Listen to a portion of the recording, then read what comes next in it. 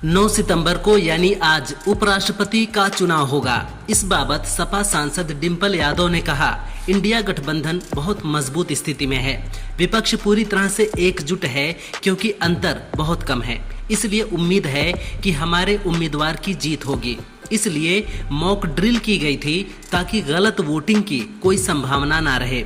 बता दें कि एनडीए ने सीपी राधाकृष्णन और इंडिया ने बी सुदर्शन रेड्डी को उपराष्ट्रपति पद का उम्मीदवार बनाया है। ट्राई ने कांग्रेस के आरोपों को खारिज कर दिया है। कांग्रेस का आरोप था कि ट्राई ने महाराष्ट्र चुनाव में कार्यकर्ताओं को वोट चोरी के बारे में जानकारी देने के लिए बल्क एसएमएस भेजने की उसकी अर्जी खारिज कर दी थी। इस पर ट्राई ने कहा, हमने कोई अर्जी खारिज नहीं की। ये अर्जी सर्विस प्रोवाइडर STPL की ओर से खारिज की गई थी। इसमें हमारी कोई भूमिका नहीं थी। हमारी ओर से पर्सनल एसएमएस टेम्पलेट को मंजूरी नहीं दी जाती है।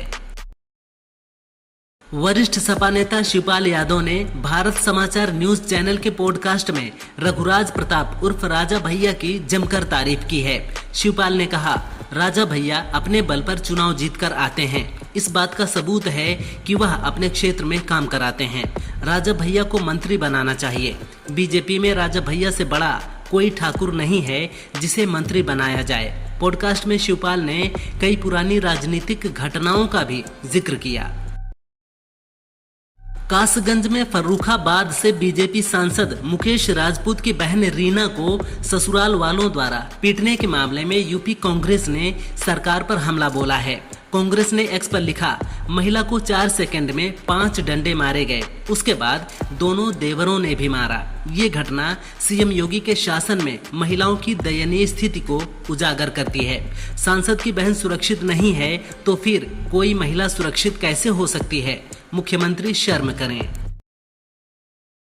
नेपाल में कुछ युवाओं ने टिकटॉक पर #नेपोकिड ट्रेंड से नेताओं के बच्चों की विदेशों में लग्जरी लाइफ के वीडियो डालने शुरू किए और आरोप लगाया कि नेता सत्ता में आकर देश के लिए काम करने की बजाय अपने बच्चों को फायदा पहुंचाते हैं। इन युवाओं ने देश भर के छात्रों से उनके आंदोलन से जुड़ने की अपील की। इस बीच सोशल मीडिया पर बैन से युवा भड़क गए और सोशल मीडिया का आंदोलन सड़क पर उतर आया। मंगलवार यानी 8 सितंबर को उपराष्ट्रपति चुनाव होना है। इससे पहले के चंद्रशेखर राव के नेतृत्व वाली तेलंगाना बेस्ड पार्टी BRS और नवीन पटनायक के नेतृत्व वाली ओडिशा बेस्ड पार्टी BJD ने वोटिंग से दूर रहने का फैसला किया है। ये दोनों ही NDA या इंडिया ब्लॉक के घटक दल नहीं हैं। BRS ने कहा कि नोटा का विकल्प होता तो हम उसे चुनते, जबकि BJD ने कहा कि हम ओडिशा के विकास और कल्याण पर ध्यान केंद्रित कर रहे हैं। वरिष्ठ सपा नेता और अखिलेश यादव के करीबी राम गोविंद चौधरी ने बीजेपी नेता व केंद्रीय मंत्री नितिन गडकरी की तारीफ की है। चौधरी ने कहा, देश में अखिलेश यादव और राहुल गांधी की लोकप्रियता बढ़ी है।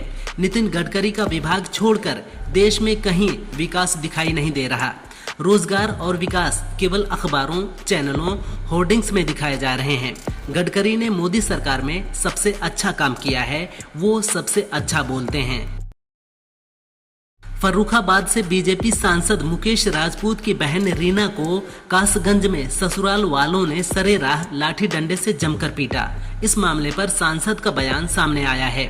मुकेश राजपूत ने बताया कि रीना के ससुर ने चुनाव में टिकट दिलाने की मांग की थी। उनकी टिकट कंफर्म नहीं हो पाई। इसके बाद विवाद शुरू हो गया। इसके चलते ससुराल वालों ने मारपीट की है। सांसद ने सहावर कोतवाली में आरोपियों के खिलाफ केस दर्ज कराया है। नेपाल में सोशल मीडिया बैन के खिलाफ भड़के उग्र आंदोलन के बीच गृह मंत्री रमेश लेखक ने इस्तीफा दे दिया है। उन्होंने कैबिनेट की मीटिंग में प्रधानमंत्री को अपना इस्तीफा सौंप दिया है। लेखक ने हिंसक झड़पों में 20 प्रदर्शनकारियों की मौत की नैतिक जिम्मेदारी लेते हुए ये फैसला लिया है। इधर उग्र आंदोलन को देखते हुए नेपाल में 9, 10 और 11 सितंबर को होने वाली सभी परीक्षाएं स्थगित कर दी गई हैं।